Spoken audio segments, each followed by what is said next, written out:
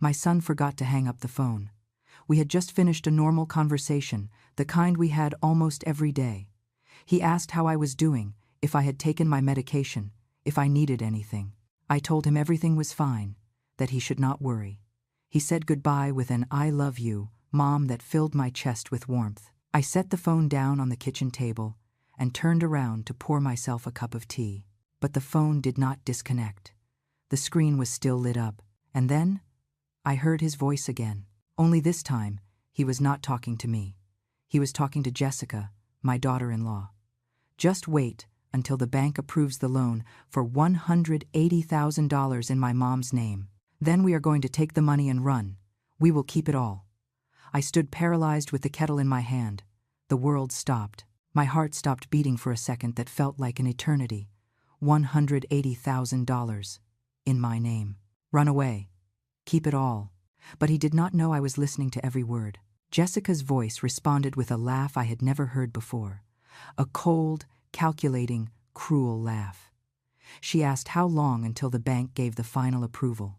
Liam told her 2 weeks, maybe 3. That everything was going perfectly. That I had signed the preliminary papers without asking a single question. That it was so easy to manipulate me it was laughable. My hands trembled. I almost dropped the kettle. I had to lean against the counter to keep from collapsing right there. Every word coming out of that phone was a death sentence for everything I had believed about my life, about my family, about my son. Jessica asked what they would do with me afterward. And Liam's answer shattered my soul into pieces, so small I thought I could never put them back together. "It does not matter. Once we have the money, we are gone. She stays here with the debt, with the mortgaged house, alone. By then we will be in another state, maybe another country." My daughter-in-law laughed again. She said it was about time, that she was tired of pretending she liked me, that she was sick of coming to visit, of listening to my stories, of pretending she cared about my boring, lonely old life. She said I had served my purpose, and now they could finally get rid of me. Liam agreed. He said he was also exhausted from acting like the devoted son, that it made him sick to have to hug me, that he was repulsed by kissing my cheek, that every time he told me "I love you," he wanted to vomit. I felt like I was drowning, like the air had turned solid and could not enter my lungs. I let myself fall into the nearest chair. Tears began to roll down my cheeks uncontrollably, silent, burning, loaded with a pain I had never experienced. My name is Margaret Sullivan. I am 64 years old. I have been a widow for 11 years, since I lost my husband in a construction accident that left me alone in this house that is too big for one person. Since then, Liam has been my only reason for living, my only son, the man in whom I deposited every hope, every dream, every drop of love left in my body. And now I was discovering that it had all been a lie. I kept listening because I could not move, because even though every word killed me a little more, I needed to know how deep the betrayal went. Liam told Jessica the details. That he had forged my signature on additional documents the bank had requested. That he had used my personal data, my impeccable credit score, my house as collateral, all without me knowing a thing, all behind my back. He said the home equity loan was already in the final approval stage. That he had lied to the bank, telling them the money was for urgent home renovations and for my medical expenses. That the idiots had believed it all because a 64-year-old lady with a good credit history never raises suspicions. Jessica asked if I suspected anything. Liam laughed. He said no. That I was too naive, too needy for affection. That the only thing I wanted was to feel loved, to feel important to someone, and that made me the perfect victim. He was right. That was exactly what I wanted. To feel loved. To feel that I still mattered to someone in this world. But I never imagined my own son would use that need as a weapon to destroy me. They talked about the practical details, about how they would transfer the money to offshore accounts as soon as they received it, about how they already had contacts who would help them move the cash without leaving a trace. Jessica mentioned she had started packing her valuables little by little so as not to raise suspicions when the moment came to disappear. Liam said that in a month, 2 at the most, they would be living their new life. Far away from me, far away from this town, far away from the burden I represented to them. And I would stay here, facing the banks, the lawyers, the debt collectors. Ruined, destroyed, alone. Jessica asked if I would have any way to pay the debt. Liam answered no. That my only income was my Social Security check and the savings I had left, which would not even reach enough to cover the interest.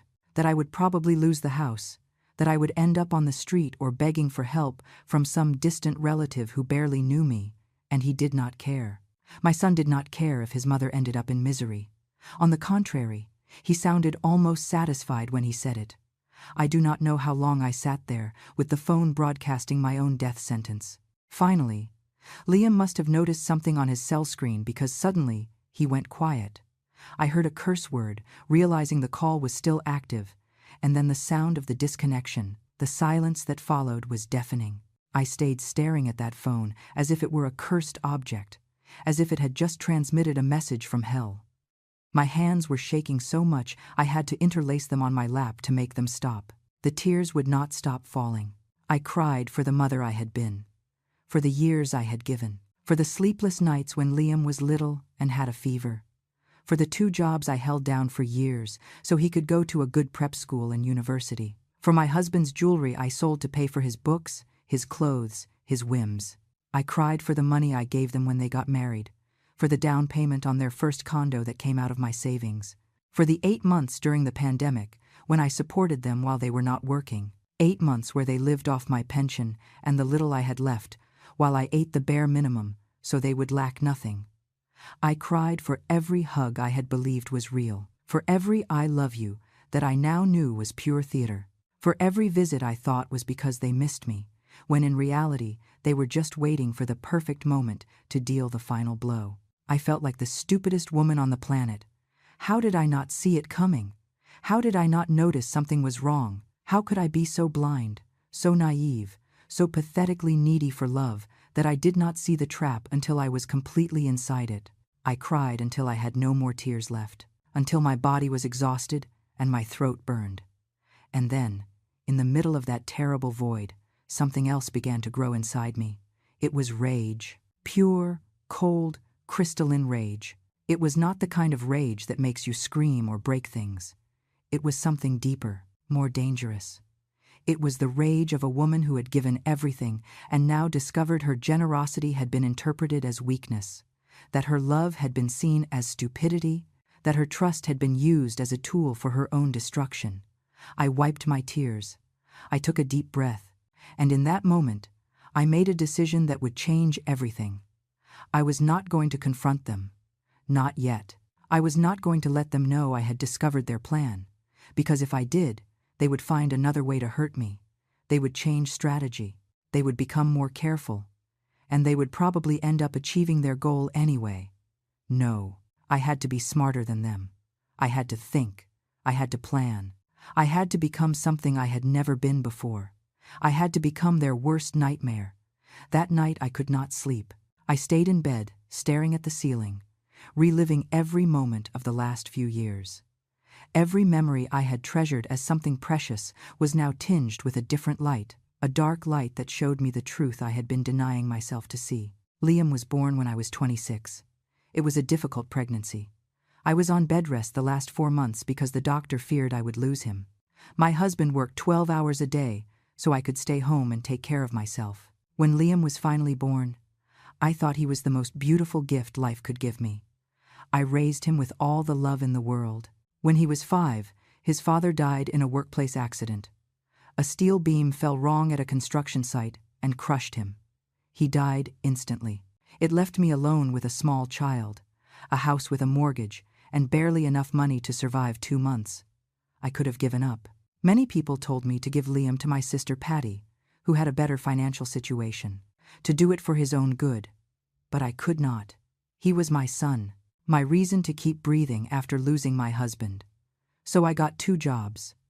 During the day, I worked as a secretary in an accounting firm. At night, I cleaned offices downtown. I slept 4 hours, sometimes 3.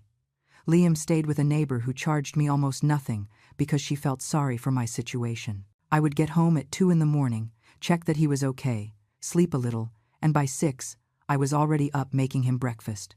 That is how I lived for years. My body began to deteriorate. I developed back problems from carrying so much weight cleaning. My knees began to fail me.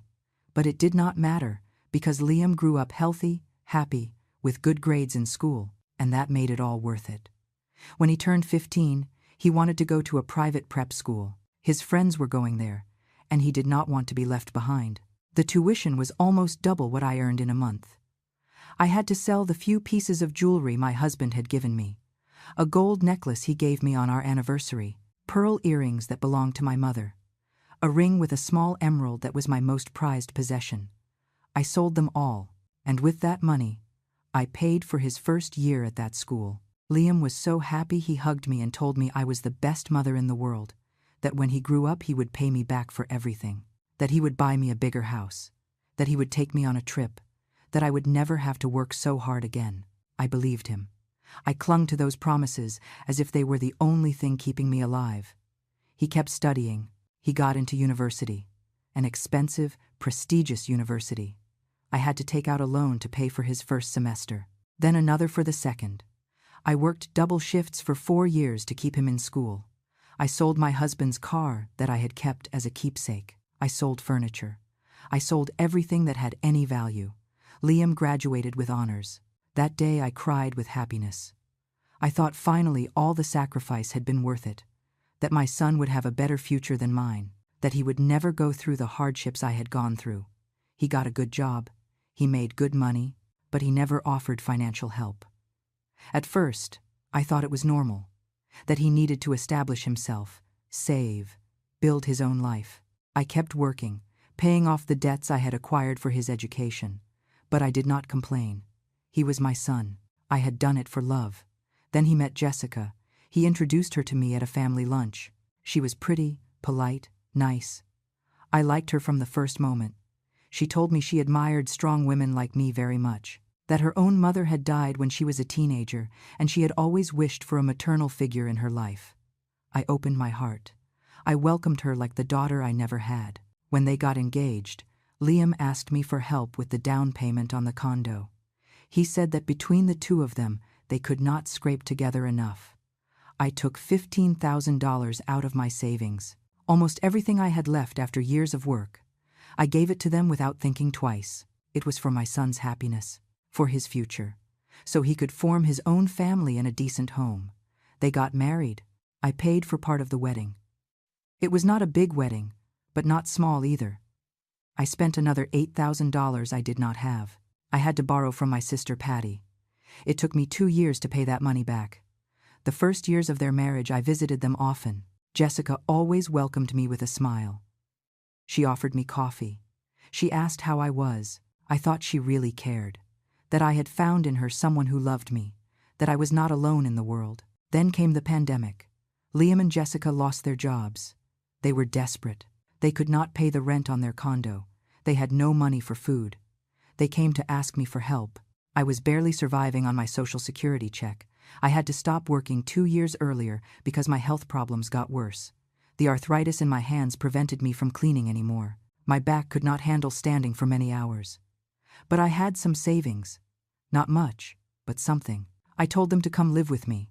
That way they would not have to pay rent, that we could share expenses. They moved into my house with all their things. They took the master bedroom, the one that had been mine and my husband's. I moved into the small room in the back. For 8 months, I supported them. I bought food for the 3 of us with my pension. I paid the utilities. I paid for everything. They did not work. They said they could not find anything. I tightened my belt. I ate less so they would not go without. I stopped buying my blood pressure medication because the money was not enough. Once I fainted in the kitchen from high blood pressure. Liam found me on the floor. He took me to the hospital. The doctor scolded me for not taking my meds. I told him I did not have the money. Liam was there, listening. He said nothing. He offered no help. He just took me back home and went on with his life as if nothing had happened. Finally, they found jobs. But they did not leave my house. They said they needed to save first, that in a few months they would leave. I believed them.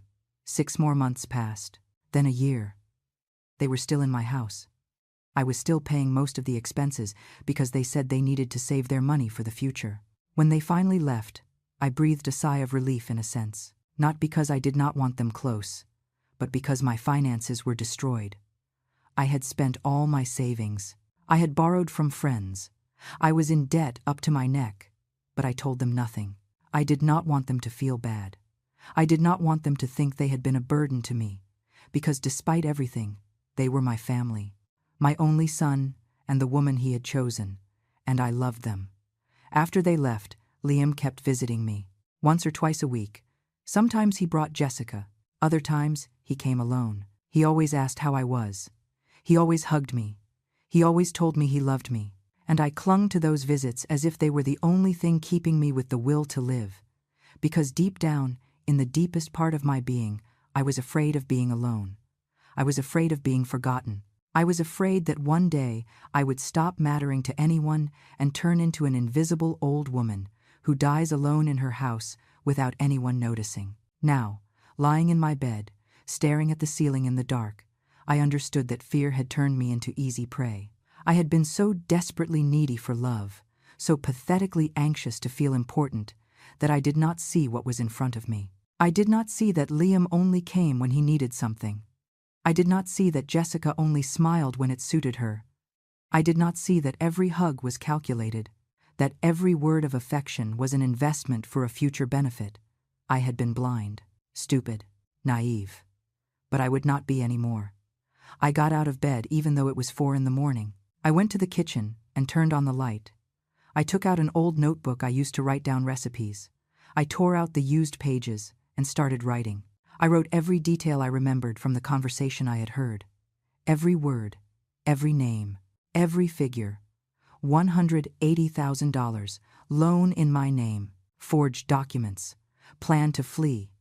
Then I wrote everything I had done for them, all the money I had given them, all the times I had helped them. I needed to see it clearly. I needed to understand the magnitude of what I was facing. When I finished, it was almost 6 a.m. I had filled 10 pages of sacrifices, of unrequited love, of betrayed trust. I hid the notebook in the deepest drawer of my dresser. No one would look there. Then I made myself a coffee and sat down to think. I had to act with intelligence. I could not let myself get carried away by emotion. I could not confront them yet. I needed a plan. I needed proof. I needed to be completely sure of every step I would take. Because this time, it was not just about me. It was about justice. It was about preventing them from destroying me. It was about making sure they paid for what they were about to do to me. And I would do whatever was necessary to achieve it. The following days were the hardest of my life. I had to become an actress. I had to pretend everything was fine, that I knew nothing, that I was still the naive and trusting mother they believed I was. Every time the phone rang, and it was Liam, I had to control my voice. I had to sound normal, loving, incapable of suspecting anything. The first time he came to visit me after that conversation, I thought I would not make it. I heard his car park in front of my house, and my heart raced so fast, I thought I would have a heart attack right there. I took a deep breath. I wiped my sweaty hands on my apron, and I opened the door with a smile. "Hi, Mom," he said, kissing my cheek as he always did. That kiss burned my skin. I wanted to push him away, to scream at him, to tell him I knew everything, but I did not. I swallowed the rage and kissed him back. "Son, what a surprise. Come in, come in." I was just making coffee. We went into the kitchen. He sat at the table, as he had done thousands of times before. I poured him coffee in his favorite mug, the one with a drawing of a boat I gave him when he was 10 and dreamed of being a sailor. I sat across from him and watched him while he drank. I saw him with new eyes. He was no longer my little boy. He was no longer the son I had created in my mind. He was a stranger, a man capable of betraying his own mother without the slightest remorse. And I had to pretend I did not know. We talked about trivial things, about the weather, about his job, about the neighbors. He acted perfectly. He smiled. He asked about my health. He looked relaxed, confident. I did the same. I smiled. I answered.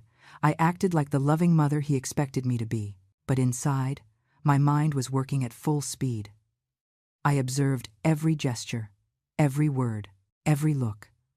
I was looking for clues. I was looking to understand how someone could be so convincing while planning to destroy the one who gave him life. Before leaving, he hugged me. "I love you, Mom. Take care of yourself." I returned the hug. "I love you too, son." A lie. In that moment, I did not feel love. I felt disgust. I felt pain. I felt a rage so deep it scared me. But I could not let him see it. Not yet. When he left, I closed the door and leaned against it. I was shaking. It had been harder than I imagined. But I had done it. I had acted well. He suspected nothing. That night, I called my sister Patty. She lived in another state, 3 hours away. We did not see each other very often, but we had always been close. She was the only person in the world I could trust completely.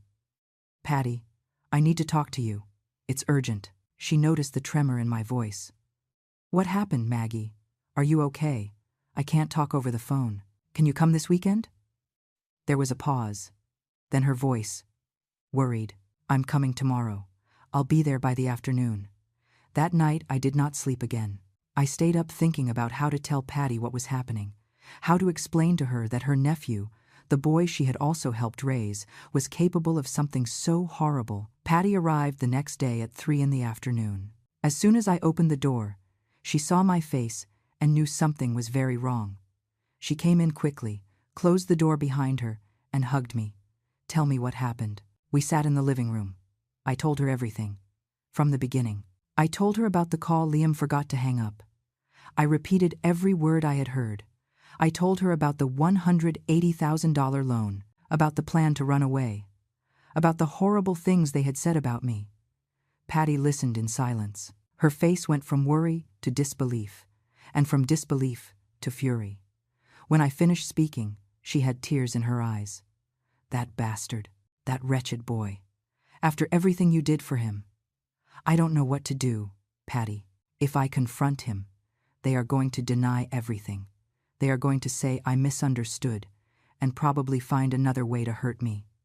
Patty sat thinking. She was a practical woman, smart. She had always been better than me at handling difficult situations. "That is why I needed her help. You are right. You cannot confront them yet. You need proof. You need solid evidence of what they are planning, and you need to protect yourself legally." "How?" "First, we need to know exactly what documents he has forged. Second, we need a lawyer, someone who can advise you on how to protect your assets. And third, you need to play along. Make them believe their plan is working while you prepare to strike back." I looked at her. My younger sister, 3 years younger than me, but always stronger, more decisive. "I don't know if I can keep pretending. Every time I see him, I want to scream everything I know at him." "I know, but you have to do it. For your own good. If you want to get out of this without losing everything, you have to be smarter than them." We spent the rest of the afternoon making a plan. Patty suggested we look for a lawyer first. She knew someone trustworthy in the city, a man named Robert Miller, who specialized in fraud and family cases. "I will contact him tomorrow. In the meantime, you need to figure out what papers you have signed lately. Has Liam brought you anything to sign in the last few weeks?" I thought about it. Yes, about 3 weeks ago he brought me some documents. He said they were to update my health insurance information, that it was just paperwork. I signed without reading much. I trusted him. Patty closed her eyes. "Damn it. Maggie, those were not health insurance papers. They were probably bank documents." Panic invaded me. What do I do? It is too late. No, not yet. If the bank has not approved the loan yet, there is still time. But we need to act fast. Patty stayed with me that weekend. We slept little. We spent hours going over every detail, every conversation I had had with Liam in the last few months. Every visit, every call. We were looking for patterns. We were looking for signs I had ignored. And we found them. Many. Liam had started asking me about my house about 6 months ago. What was it worth? If it was completely paid off? If I had ever thought about selling it?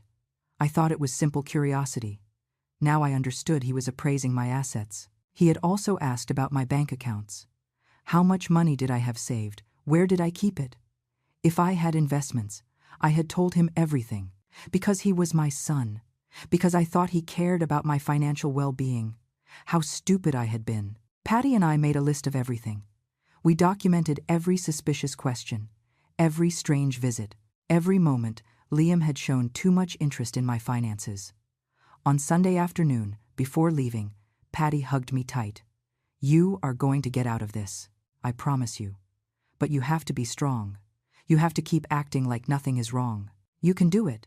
I nodded, though I was not sure. "I am going to try."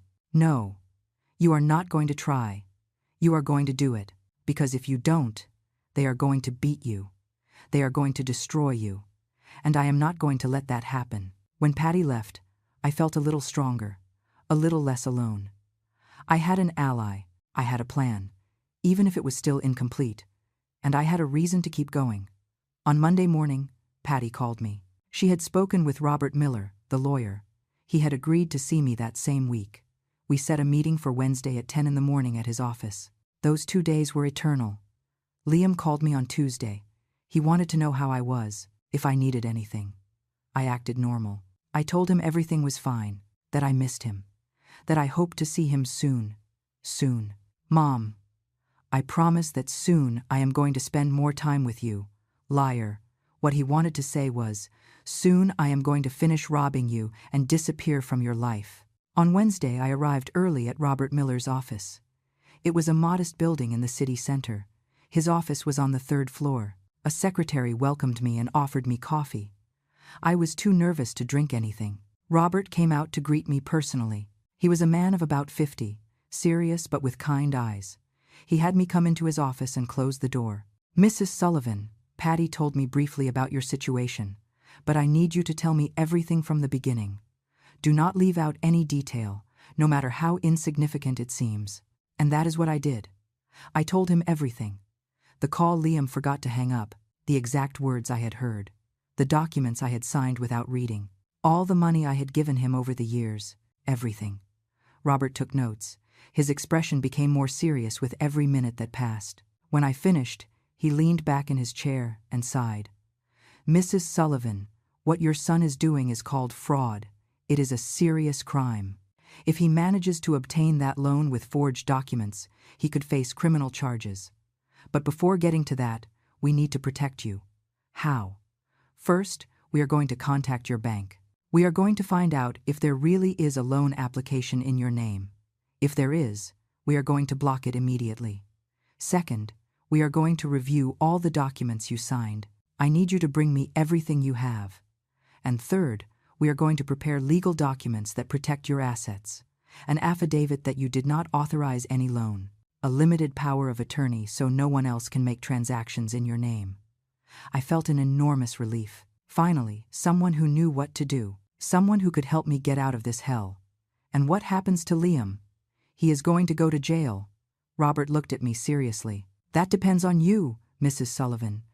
If we decide to proceed with criminal charges, yes, he could face time in prison. But I understand he is your son, and this is incredibly difficult for you. We can handle this in different ways. The important thing now is to protect you." I nodded. I did not know if I wanted Liam to go to jail. He was still my son, despite everything. But I did know that I was not going to let him destroy me. "Do what you have to do to protect me. We will decide what to do with him later." Robert nodded. "Good. We are going to start today. I am going to give you a letter for your bank.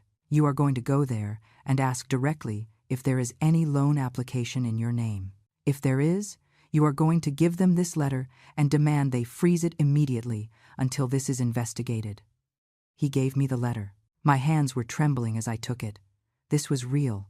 I was really fighting back. I was really fighting for myself. I left Robert's office with a clear plan, with concrete steps to follow.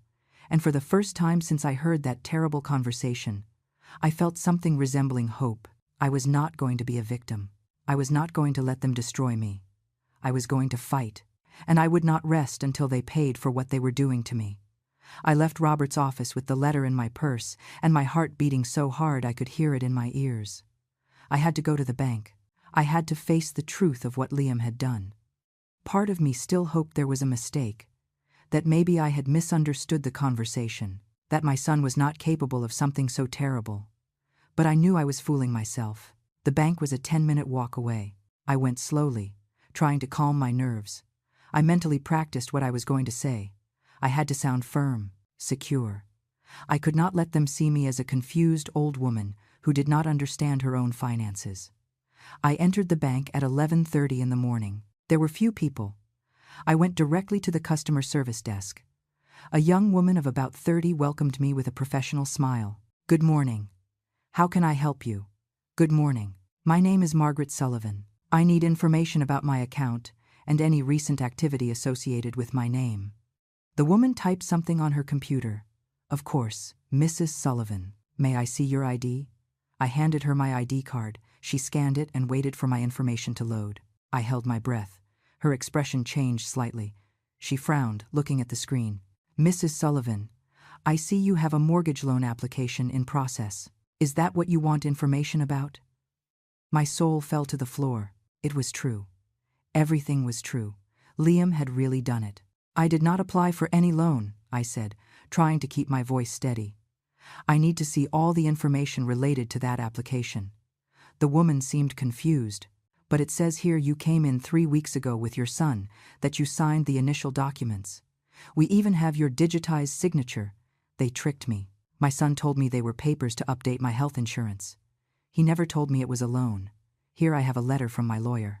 I handed her the letter Robert had given me. She read it quickly, and her expression became serious. "Mrs. Sullivan, this is very serious. I need to call the manager.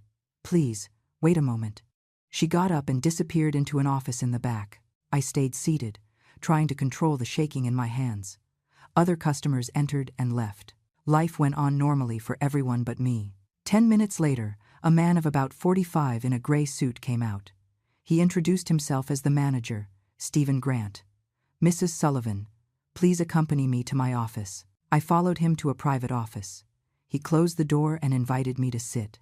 His face was serious but not hostile. "Mrs. Sullivan, we have reviewed your account and the loan application. Indeed, there is an application for $180,000 using your house as collateral. The documents were presented 3 weeks ago by you and your son Liam Sullivan. You are telling me you did not authorize this loan?" "Exactly. My son made me sign papers telling me they were for something else." I trusted him. I did not read what I was signing. But now I know he is planning to keep that money and disappear, leaving me with the debt. Stephen rubbed his face wearily. "This complicates things a lot. The loan is in the final approval stage. In fact, it was scheduled to be disbursed next week." I felt the floor opening under my feet. "Next week? But you have to stop it. I do not want that loan. I cannot pay it. My only income is my Social Security." "I understand, Mrs. Sullivan, and we are going to freeze the application immediately while it is investigated. But I need you to understand this could become a legal case. If fraud is involved, we will have to report it to the authorities. My lawyer told me the same thing. Do what you have to do. I just need that loan not to be approved." Stephen nodded. "I'm going to mark this application as frozen right now. No one will be able to touch anything until it is resolved. I am also going to need you to sign some documents declaring that you did not knowingly authorize this loan." I signed everything he put in front of me. This time I read every word, every line. I would not make the mistake of trusting blindly again. When I left the bank an hour later, I felt exhausted but also relieved. The loan was blocked. Liam would not get that money, at least not that way. But I knew this was not over. When Liam found out the bank had frozen the application, he would know something was wrong. He would have to act more carefully than ever. I got home and called Robert to tell him what had happened. He seemed satisfied. "Excellent, Mrs. Sullivan. You took the first step. Now we need to gather more evidence. Do you have access to your son's computer? Or his phone?" "No, he never leaves them here when he comes." "Then we need to be creative. The next time he comes to visit, try to record the conversation if he says something compromising, or see if you can take photos of any document if he brings it." The idea of spying on my own son churned my stomach. But there was no turning back. That night I could not sleep again. I lay thinking about what would come. How would Liam react when the bank contacted him to tell him the application was frozen? Would he come to confront me? Would he suspect I knew something? The answer came 2 days later. Liam showed up at my house without warning. It was Friday afternoon. I was in the kitchen making dinner when I heard his car. My heart raced. He opened the door with his own keys. He walked in with a firm step. His face was tense, angry. "Mom, we need to talk." I wiped my hands on my apron and tried to look calm. "Sure. Son, what happened? You look upset." "The bank called me today. They say you went there and froze the loan application. Why did you do that?" "So they were not going to pretend anymore." I was not going to pretend I knew nothing. I had to think fast. "Loan? Liam, I did not apply for any loan. You told me those papers were for health insurance." He clenched his jaw. "Mom, we talked about this. The loan was to make repairs on the house. For your future medical expenses. Don't you remember?" Liar. We had never talked about that. But I had to play along. "Liam, I do not remember talking about any loan. And I definitely do not remember authorizing $180,000. That is a huge amount. How am I going to pay that with my pension? That is why we were going to manage the money, Jessica and I, to make sure it was used well." "Manage my money? Without consulting me?" "Liam, that does not seem right to me." I saw the frustration on his face. He was losing patience. "Mom, you are confused. You probably forgot our conversation. You know, lately you have been a little forgetful." There it was. The attempt to make me look senile, to invalidate my word. "I am not confused, Liam. And I am not forgetful. I know exactly what I signed and what I did not sign, and I did not authorize that loan." He ran a hand through his hair. He was nervous, worried. His plan was falling apart. "Then call the bank and tell them it was a misunderstanding, that you do want the loan." "I am not going to do that." "Why not?" "Because I do not need that money, and I do not want to go into debt at my age." Liam looked at me with an expression I had never seen before. There was rage in his eyes, resentment, almost hate. "You know what? Mom, you have always been like this. Always complicating things. Always being difficult. Difficult? I am the difficult one. Liam, I have given you everything. Everything I have. And I have never asked for anything in return." "Exactly. You never asked for anything because you have always wanted me to feel guilty, to feel I owe you something. Well, you know what? I am tired of carrying that guilt." His words hit me like slaps. But I could not let him see me weak. "No one asked you to carry anything. I just wanted you to be happy, to have a good life. Well, I have it. And I do not need you to keep treating me like a child who depends on you." He turned to leave. But before reaching the door, he stopped. "Think about it carefully, Mom. That loan was for your own good, to secure your future. If you do not accept it, I do not know how you are going to survive when you can no longer take care of yourself." It was a thinly veiled threat. He was telling me that if I did not cooperate, he would abandon me. "I will manage. I always have." He left, slamming the door. I heard his car start and speed away. I let myself fall into a chair. I was shaking from head to toe. It had been horrible. But it had also been revealing. Now Liam knew I was not going to cooperate, and that made him dangerous. I called Robert immediately. I told him what had happened. "It was to be expected," he said. "Now he is going to try something else. He may try to gain access to your accounts another way, or try to pressure you emotionally. You have to be prepared." What do I do? Keep acting normal as much as possible.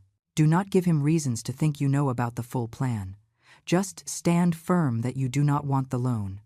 And document everything, every conversation, every interaction. That night I started a journal. I wrote everything that had happened since I heard that terrible conversation, every detail, every emotion, every confrontation. Because I knew this was going to get worse before it got better, and I needed to be ready for whatever came. The next few days were deafeningly silent. Liam did not call. He did not come to visit. It was as if he had disappeared from my life. And that hurt more than I wanted to admit. Despite everything I knew, despite the betrayal, part of me still missed my son. Or at least I missed the illusion of what I thought we had. Patty called me every day. She asked how I was, if I had heard from Liam, if I needed her to come stay with me. I told her I was fine, although it was not true. I felt empty, exhausted, like I had aged 10 years in a week. It was Robert who pulled me out of that emotional paralysis. He called me Tuesday morning. "Mrs. Sullivan, I need you to come to my office today if you can. I have important information." I arrived at his office at 2 in the afternoon. Robert was waiting for me with several documents on his desk. His expression was serious. "Mrs. Sullivan, I did some digging. I contacted the bank and asked for copies of all documents related to the loan application. What I found is worse than we thought." I felt dizzy. "What did you find?" "Your son not only forged your signature on the bank documents, he also presented fake proof of income in your name. He declared that you receive a pension 3 times larger than you actually receive, and he presented documents that supposedly prove you have investments of over $200,000. But I do not have investments. I barely have savings." "Exactly. Everything is fake. He fabricated documents to make it look like you have the ability to pay that loan. It is bank fraud, plain and simple." I felt nauseous. How could he do that?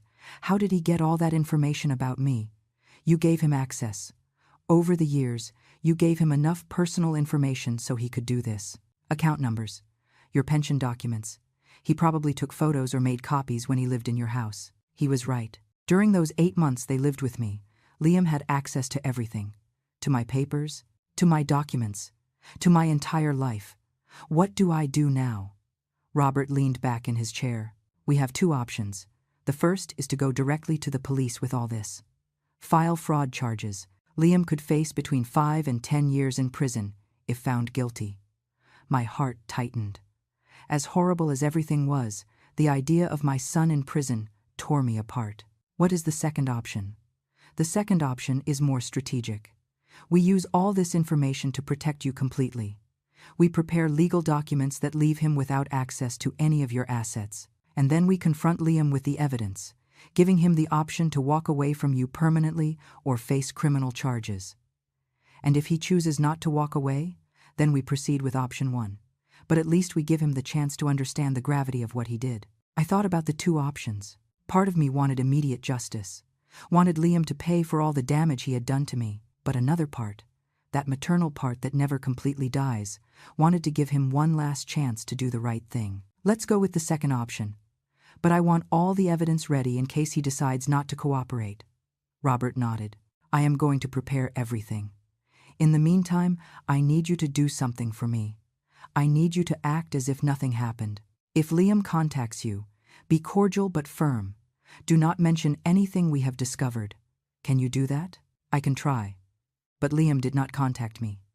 A full week passed without a single call, without a single message. It was as if he had decided to punish me with his silence for not cooperating with his plan. It was Jessica who finally broke the silence. She called me on a Friday afternoon. Her voice sounded sweet, worried. "The perfect daughter-in-law. Maggie, it's Jessica. How are you? Liam told me you had a misunderstanding about the loan." Misunderstanding? What a convenient way to describe an attempted fraud. "Hello, Jessica. I am fine. Thanks for asking. Look, I know Liam got a little tense the last time you spoke, but it is just because he is worried about you. That loan really was to help you." Liar. She knew perfectly well what the real plan was. "I understand, Jessica. But I do not need that loan. I am fine financially." "Are you sure? Because Liam and I have been talking, and we think maybe you need more help than you admit. Maybe you should consider moving to a smaller place. Selling this big house. We could help you with that." There it was, the next step in their plan. If they could not get the loan, they would try to get me to sell my house, and they probably expected to handle the sale money themselves. "This house is my home. Jessica, I do not plan to sell it." There was a pause. I could almost hear the wheels turning in her head, looking for another angle of attack. Sure. We just wanted you to know we are here for you. For whatever you need." "I know. Thanks." I hung up the phone feeling a mix of rage and satisfaction. They knew their plan had failed, and now they were desperate, looking for another way to access my money. I called Robert immediately to tell him about the conversation. He told me it was exactly what he expected. They are going to keep trying. They are going to try different tactics. Emotional manipulation. Making you feel guilty. Maybe even veiled threats. You have to stand firm. I will. That night, while I was in bed trying to sleep, I heard a noise outside. I got up and looked out the window. A car was parked in front of my house. I recognized Liam's car. My heart started beating faster. What was he doing there at 11 at night? Why didn't he knock on the door? I watched him for several minutes. He was sitting in the car, looking toward my house. The light from his phone illuminated his face. He was talking to someone, probably Jessica. After about 15 minutes, he started the car and left. He had not knocked. He had not tried to enter. He had just been there, watching. I felt violated, threatened. My own house no longer felt safe. The next day I told Robert what had happened. He suggested I install security cameras. Patty came that same weekend and helped me install a simple system. A camera at the front door and another in the back. If he shows up like that again, we will have evidence, Patty said. And he returned, 3 nights later. This time with Jessica. The two of them stayed in the car in front of my house for half an hour. The camera captured everything. Their faces, the license plate, the exact time. Robert reviewed the recordings. This is stalking. If it keeps happening, we can get a restraining order. But I did not want to get to that yet, because I had a better plan. Robert and I had been working on something more elaborate. Something that would not only protect me, but would also completely expose Liam and Jessica. The idea came from Patty. She suggested that instead of just defending ourselves, we should set a trap for them. Make them believe their plan could still work, but with a variation that suited them less. Robert developed the strategy. I would contact Liam and tell him I had reconsidered the loan thing, that maybe he was right that I needed help managing my finances. But instead of a bank loan, I wanted him to help me reorganize my investments. We are going to make him believe he has access to your money in a different way, Robert explained. But in reality, we are going to prepare documents that incriminate him even more. Every signature he puts down, every action he takes, is going to be additional evidence of his intent to defraud you. It was risky. It meant having to be close to Liam again, having to pretend I trusted him, but it was the best way to ensure he could never try something like this again. I called Liam on Monday morning. He seemed surprised to hear from me. "Mom, I didn't expect your call. Liam, I need to talk to you. About the loan and about my finances in general." I could hear the interest in his voice. "What is it?" "I have been thinking. Maybe you were right. Maybe I need help managing my money better. Could we meet? You, Jessica, and me." There was a pause. Then his voice, trying to sound casual but clearly excited. "Of course, Mom. When works for you? How about this Saturday? You can come for lunch? I'll make your favorite dish. Perfect. We will be there." When I hung up, my hands were trembling. I had just invited into my house the two people who wanted to destroy me. But this time, I was prepared. Robert would come before to install a hidden recording device. We would record the entire conversation, every word, every proposal, every attempt at manipulation. Patty would be nearby, at a neighbor's house, ready to intervene if something went wrong. And I would have in my possession documents prepared by Robert that seemed to give Liam access to my finances, but actually gave him nothing. They would only compromise him more. Saturday arrived too quickly. I spent the morning cooking, trying to keep my hands busy so as not to think too much. Robert came early and placed the recording device inside a floral arrangement on the dining table. "No one will notice it," he assured me. "It will capture everything perfectly." At 1 o'clock sharp, the doorbell rang. Liam and Jessica had arrived. I took a deep breath, put on my best loving mother mask, and opened the door. "Son, Jessica, so glad you came." Liam kissed my cheek. Jessica hugged me. "All so normal, all so fake. It smells delicious. Mom, you made your famous chicken and rice, your favorite since you were a boy." We sat down to eat. The conversation was light at first. We talked about the weather, about their jobs, about nothing important, but I could feel the tension, the anticipation. They were waiting for me to bring up the topic of finances. And I did.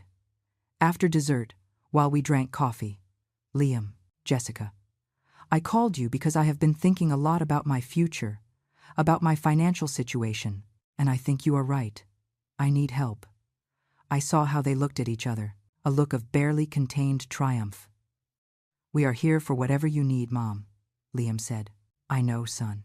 And that is why I want you to help me manage my money better, to advise me on investments, on how to make my pension stretch further." Jessica leaned forward. "We can help you with that, Maggie. In fact, we know people who can give you very good returns. I bet you do. Probably themselves, before disappearing with everything. I would like that. But I need you to explain well how it would work, what papers I would have to sign, what access you would need to my accounts." And they began to talk, to explain their plan. And the recording device captured every word. Liam and Jessica talked for almost an hour. They explained to me in great detail how they could help me invest my money, how they would need access to my bank accounts to make quick transfers when there were good opportunities, how it would be best if I gave them a broad power of attorney so they could act in my name without having to bother me with every decision. I nodded, asked questions, pretended to be interested and a little confused, like the naive old woman they thought I was. But inside, my mind recorded every word, every false promise, every lie disguised as financial advice. Jessica took out her laptop. She showed me charts and projections. Numbers dancing on the screen promising returns of 20, 30, even 40% annually. It was ridiculous. Anyone with minimal financial education would know those figures were impossible. But they assumed I knew nothing. "With an initial investment of about $50,000, Liam said, "you could be generating passive income of several thousand a month, enough to live comfortably without worrying about anything." $50,000? But I do not have that much available money. Liam smiled. That smile that used to seem warm to me and now produced nausea. "That is why the loan would have been perfect. Mom, but since you did not want to accept it, we could start with your current savings. How much do you have in the bank right now?" It was a direct question. They wanted to know exactly how much they could steal from me. "I have about $35,000 in my savings account, and about $10,000 in checking." I saw how Jessica's eyes shined. $45,000. It was not what they expected with the loan, but clearly, it was enough to interest them. "That is perfect to start," she said. "With that amount, we can work wonders. In 6 months, you could easily double it." Lies. In 6 months, I would be at zero, and they would be on some beach spending my money. Sounds very good, but I need to be sure my money is protected. How does that work? Liam leaned toward me and took my hand. The gesture gave me chills. "Mom, trust me. I am your son. I would never do anything to harm you. Your money is going to be safer than ever, and we are going to handle everything so you do not have to worry about a thing." Exactly. I would not have to worry because I would have nothing left to worry about. "Okay, I trust you guys. What do you need me to sign?" Jessica took a folder out of her bag. She had documents already prepared. They had come ready to close the deal. "How convenient. These are simple power of attorney forms," she explained. "They just give us permission to act on your behalf in financial matters. They are standard. Everyone uses them." I took the documents and read them. Well, I pretended to read them. In reality, Robert had already shown me similar copies and explained exactly what they meant. They were not simple powers. They were extremely broad powers that would give them total access to all my assets. They could empty my accounts, sell my house, do whatever they wanted. "This says, you can sell properties in my name," I pointed out. Liam laughed.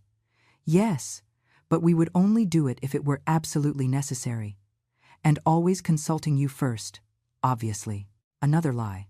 I don't know. It scares me a little to sign something so broad.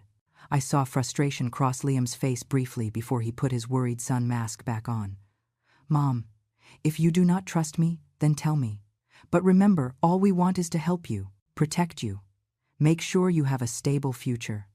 It was basic emotional manipulation, making me feel guilty for doubting, playing with my need to believe my son loved me. "It is not that I do not trust you, son. It is just that I am cautious." Jessica intervened with her sweetest voice. "And you are right to be cautious, Maggie. That is why we are going to do everything transparently. We are going to send you monthly reports of all your money movement. You are going to know exactly where every penny is." "Sure." until one day the reports stopped coming because they would have disappeared. I left the documents on the table. Let me think about it for a couple of days. It is an important decision. Liam clenched his jaw. Mom, investment opportunities do not wait. If we want to take advantage of the best returns, we need to act fast. Just a couple of days, son, to be sure. I could see he wanted to press more, but Jessica touched his arm gently, a warning gesture. They could not seem too anxious. Of course, Mom, Liam finally said. Take your time. But not too much, okay? We really want to help you. They left shortly after. I hugged them at the door, as I always did. I told them I loved them. They said the same. All perfectly normal on the outside, all rotten on the inside. As soon as I closed the door, I called Patty. She arrived in 5 minutes. Robert came half an hour later. We reviewed the recording together. It is pure gold, Robert said. They have documents prepared in advance. They are pressuring her to sign fast. They are promising impossible returns. And best of all, it was recorded that they are seeking total access to your assets. It is enough to proceed legally, more than enough. But there is something else we can do, something that will incriminate them even more decisively. Robert took some documents out of his briefcase. They were similar to the ones Liam and Jessica had brought, but with subtle differences. These are powers of attorney that I have prepared. At first glance, they seem to give them access to your money, but they have hidden clauses that make them null and void. More importantly, they have a clause that specifically declares that anyone attempting to use these documents for personal gain will be committing fraud. Do you want me to give them these instead of the ones they brought? Exactly. You tell them you went to a trusted notary or lawyer to have the documents reviewed, that this lawyer made some adjustments to protect you better. You give them these documents to sign as witnesses. Once they sign, we will have irrefutable evidence of their intent. Patty smiled. It was the first time she had smiled in weeks. It is brilliant. They are going to sign their own sentence, but I have to get them to sign without suspecting, I said. That is why the documents look almost identical to the originals. Only a lawyer reading carefully would notice the differences. And I doubt they read carefully. They are too anxious to close the deal. We spent the rest of the afternoon planning every detail. I would call Liam the next day. I would tell him I had reconsidered and was ready to sign, that I had just made some small adjustments with a lawyer to feel safer, to come on Wednesday to finalize everything. Wednesday, 4 days away. 4 days to mentally prepare myself to see their faces again, to go back to pretending I did not know what they really were. I called Liam on Monday morning, as we had planned. He answered on the second ring. Mom, how are you? Good, son. Look, I thought a lot about what we talked about, and you are right. I need help managing my money better. I am ready to sign those documents. Silence. Then his voice, trying not to sound too excited. That is excellent. Mom, I am glad you made that decision. When do you want us to come? How about Wednesday? But before that, I want to tell you something. I took the documents to a trusted legal advisor, a man who knew your father, just to have him review them and explain everything well to me. I heard tension in his voice. And what did he say? He said they were fine, but he made some small adjustments, added some clauses to protect me better in case something goes wrong. Nothing important, just legal stuff. Mom, you didn't need to do that. The documents we brought you were already perfect. I know, son, but it made me feel calmer. You understand, right? At my age, one gets a little paranoid. Another pause. Of course, Mom. I understand. Then on Wednesday you bring us those new documents and we review them. Perfect. I will see you at 1. I'll make something nice to eat. I hung up and stared at the phone. I had just set the trap. Now I just had to wait for them to fall into it. The following days were of constant anxiety. I slept little, ate less. Patty stayed with me to make sure I did not crumble.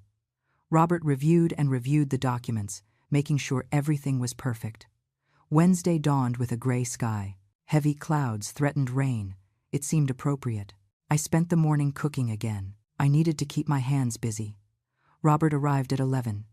He placed another recording device. This one was more sophisticated. It had video as well as audio. It would be hidden on a bookshelf with a direct view of the dining table. "After today," Robert said, "we are going to have everything we need. Recordings, signed documents, complete evidence of criminal intent. We will be able to proceed however you decide." Patty was in the kitchen making coffee. She came over and hugged me. "You are going to be okay. This is going to be over soon. And then you can start to heal."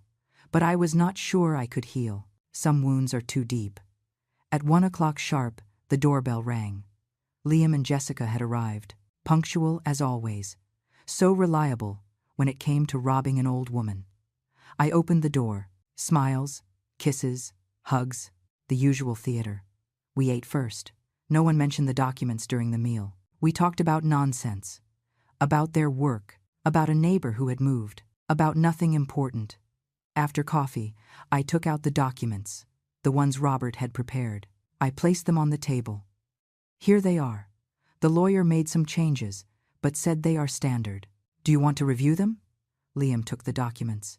He glanced at them quickly, too quickly. He was not really reading. He was just verifying that they looked official. "They look good, Mom. Where do I sign?" "I need both of you to sign here as witnesses. And I sign here, giving you the power." Jessica also reviewed the documents superficially. Then she took a pen out of her purse. An expensive pen, probably bought with money they had gotten by deceiving someone else. They signed, both of them, without reading the clauses that incriminated them, without realizing they had just signed their own condemnation. I signed too, doing the full theater. "Ready," said Liam, smiling. "Now we are going to start working for you. You will see how well you are going to do." "Thank you, son." "Thank you both. I feel calmer knowing you are going to take care of me." They left half an hour later, happy, triumphant, convinced they had won. But they had no idea what had really just happened. As soon as they left, Robert came out of the room where he had been waiting. His face showed a professional satisfaction I had rarely seen in him. "We have it all. Video, audio, signed documents. It is irrefutable evidence." I sat on the sofa, feeling the weight of what we had just done. And now what follows? Robert sat across from me and opened his briefcase. He took out more documents. Always more documents. Now we prepare the final counteroffensive. We are going to do several things simultaneously. First, tomorrow I am going to present all the evidence we have to the bank. They are going to permanently close any possibility of Liam gaining access to your accounts, and he is going to realize it, probably. But by that moment we will already be on the next step. I am going to prepare legal documents that strip him of any right to your assets, present or future. We are also going to revoke any power of attorney he might claim to have previously. Patty intervened from the kitchen. "And when do we confront them?" Robert smiled.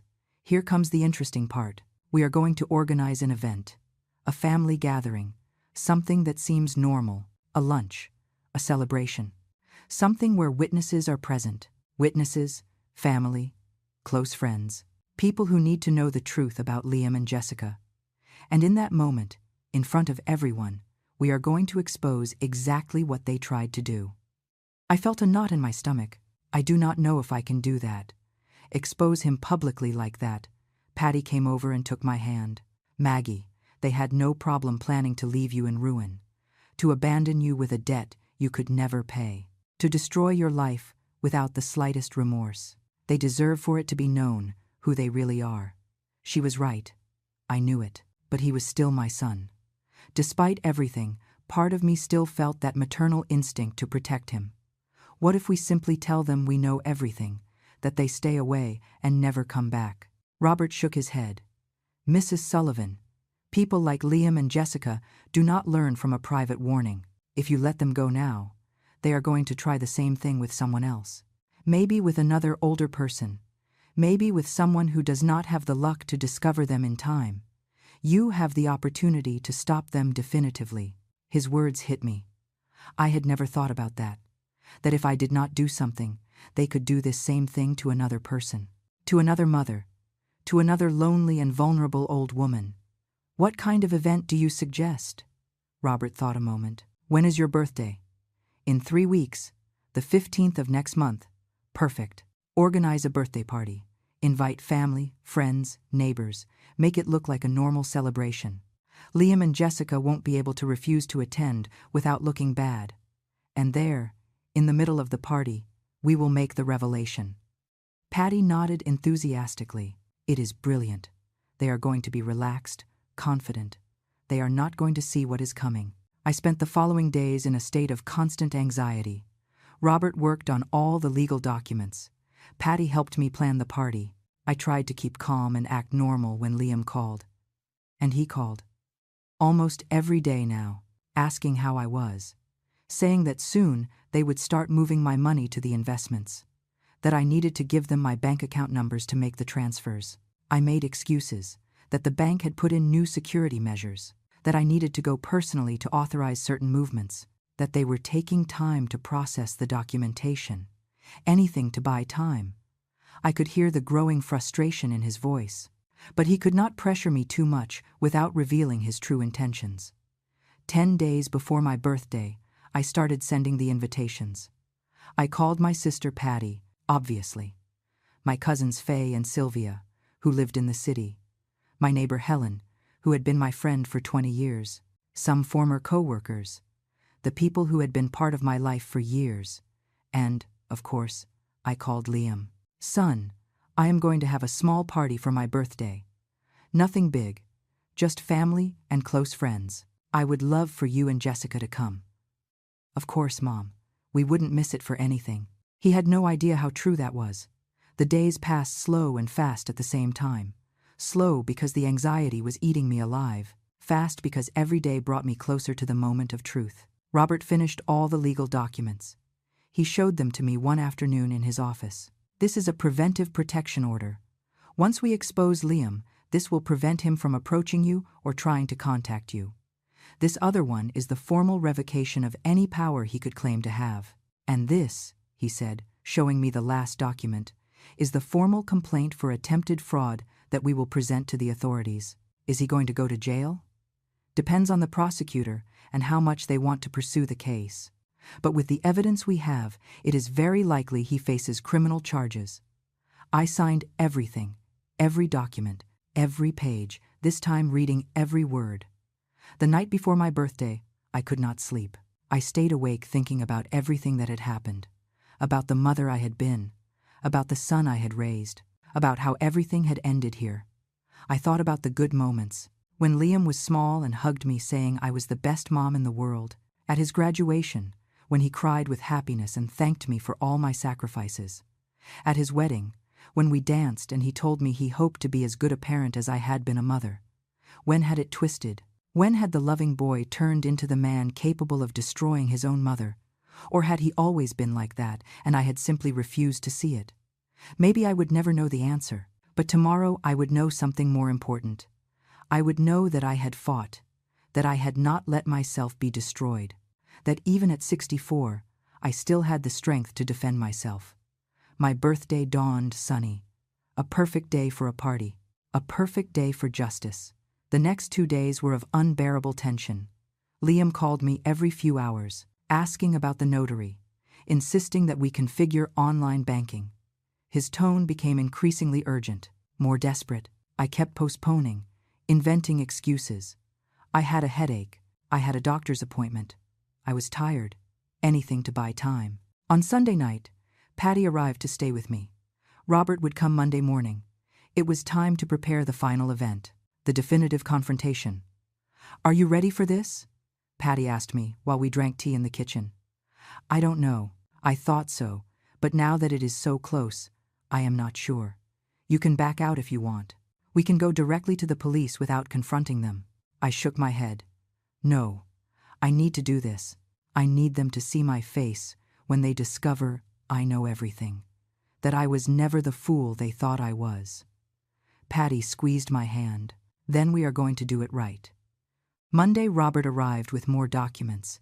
He had prepared a complete dossier with all the evidence, transcribed recordings, photographs of the forged documents, bank records, everything organized chronologically. "This is the moment," Robert said. "Today in the afternoon, your grandson has a birthday. You told me Liam and Jessica were going to come with him to celebrate here at your house." It was true. My grandson Mason was turning 7. Liam had called me 2 days before to confirm they would come at 5 in the afternoon. I had said yes, that I would make cake and something to eat. A normal family celebration, but it would not be normal. Are we going to do this in front of the child? I asked, worried. No, Mason is going to be here. But at the moment of the confrontation, Patty is going to take him to the garden. He does not have to witness anything. But Liam and Jessica need to see that even on a special day for their son, you are no longer going to tolerate their lies. I passed the afternoon preparing everything. I made Mason's favorite cake. I prepared snacks. I decorated the living room a little with balloons. Everything had to look like a normal celebration until the exact moment. Robert hid the evidence in a large envelope in my room. Patty checked that her car was ready to leave quickly with Mason when necessary. I dressed in my best clothes. If I was going to do this, I would do it with dignity. At 5 o'clock sharp, they arrived. Mason came running in and hugged me. "Grandma, did you make my favorite cake?" "Of course, my love. Chocolate with strawberries."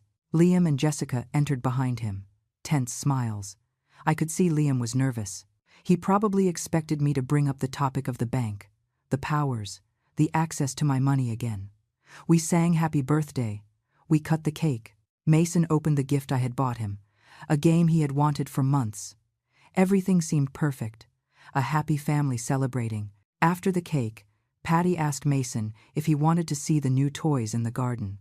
He ran out excited. Patty looked at me before leaving. It was the signal. I stayed alone in the living room with Liam and Jessica. The atmosphere changed immediately. "Mom, we need to talk," Liam began. "The bank still hasn't processed the powers. A week has passed. Are you sure that lawyer exists?" I stood up without answering. I went to my room and took the envelope Robert had prepared. I returned to the living room and placed it on the coffee table. "Before we keep talking about banks and lawyers, there is something I need to show you." "What is that?" asked Jessica. "The truth." I opened the envelope and took out the first transcript. The one of the call Liam forgot to hang up. The one that had started all this. "This is a transcript of a conversation you had 5 weeks ago. A conversation I heard completely." I saw the color leave Liam's face. "Mom, I don't know what you are talking about. Let me refresh your memory." I began to read. "Wait just until the bank approves the loan for $180,000 in my mom's name. Then we are going to run and keep all the money." Silence. A silence so heavy I could feel it crushing the air in the room. Jessica tried to recover first. "Maggie, that is ridiculous. I don't know what you heard, but clearly you misunderstood." I took out more papers. "Did I also misunderstand this? The bank documents where you forged my signature. Or this, the fake income proofs you presented in my name. Or maybe this, the recordings of the 2 times you came to my house to convince me to give you total access to my money." Liam stood up. "Mom, this is a huge misunderstanding. Sit down." My voice came out firmer than I expected. "I haven't finished." I took out the photographs. The ones showing Liam and Jessica parked in front of my house at night, watching me, stalking me. "I also have this. You 2 coming to my house at midnight, watching me, planning your next move." Jessica started crying. Fake tears. "We didn't want to hurt you. We were just desperate. We have debts. We needed help. And robbing me was the solution? Leaving me in ruin? Abandoning me after taking everything I have?" Liam took a step toward me. "You have more than you need. This house is too big for you. That money was just sitting there. We needed it more. That money is mine. This house is mine. I worked all my life for it. And you have no right to anything. I am your son. I have a right to whatever is mine by inheritance. Inheritance is received when someone dies. Were you waiting for me to die to take it all, or did you prefer to do it while I was still alive so you wouldn't have to wait?" Liam's mask fell completely. His face transformed into something I had never seen before. Pure hate. "You know what? You are right. I am tired of pretending. I am sick of having to come here to listen to your boring stories, of pretending I care about your pathetic life, of acting like the perfect son when the only thing I want is what belongs to me. Nothing belongs to you. Everything belongs to me. After what I sacrificed taking care of you, putting up with you, pretending I love you." His words should have destroyed me, but I felt no pain anymore. Only a cold calm. Here is what is going to happen now, I said, taking out the last document. This is an agreement prepared by my lawyer. You are going to sign that you renounce any claim on my assets. You are going to stay away from my life permanently. And in exchange, I will not file criminal charges against you. Criminal charges? Jessica looked terrified. Bank fraud, document forgery, attempted theft, stalking. I have evidence of everything. My lawyer is ready to go to the police tomorrow if you don't sign this. Liam laughed, a bitter laugh, full of poison. You are not going to do anything. I am your son. You are not going to put me in jail. Test me. Liam looked at me with a mix of disbelief and fury. He still could not believe his mother, the naive old woman he thought to manipulate so easily, had beaten him at his own game. You wouldn't dare, he said, but his voice was trembling. I took the phone that was on the table. Robert is waiting for my call. One word from me, and this becomes an official criminal case. You decide. Jessica broke first. She let herself fall onto the sofa, crying for real this time. Sign. Liam, please. I don't want to go to jail. Think about Mason. You should have thought about Mason before planning to rob his grandmother, I said. Liam clenched his fists. I could see the internal battle on his face. Pride against reality, rage against fear. And if I don't sign, then tomorrow first thing I hand all this to the authorities. The bank already has your attempted bribery documented. I have witnesses. I have recordings. I have everything. You are going to lose much more than an inheritance. You are going to lose your freedom. 5 minutes passed in silence. Finally, Liam extended his hand. Give me the damn paper. I passed him the agreement. He read it with clenched teeth. Then he signed. Jessica signed after, with trembling hands. Now get out of my house, I said. Pick up your son and go. I never want to see you again. And Mason? Asked Jessica. You won't see him either. That question hurt me. My grandson was innocent in all this, but I knew that if I maintained contact with him, Liam would use him as an excuse to get close again. When Mason is older, if he wants to look for me, I will be here. But you two never step foot in this house again. Liam stood up. He looked at me with a hatred that no longer scared me. This does not end here. Yes, it does. And if you try to contact me, if you try to come back, if you try anything, I go straight to the police. This agreement is only valid as long as you stay far away from me. They left without saying more. Patty came in with Mason from the garden. The boy asked why his mom and dad looked so angry. Patty told him adults sometimes had difficult conversations, but everything would be okay. They left. I heard the car drive away. And then, only then, did I allow myself to cry. Patty hugged me. It's over. It's done. It's done? I lost my son. I lost my grandson. You lost a man who never truly loved you, and you saved your life, your house, your dignity. Robert arrived half an hour later. He reviewed the signed agreement. This is legally binding. If they break it, we can proceed with charges immediately. Do you think they will try anything else? No, Liam is a coward.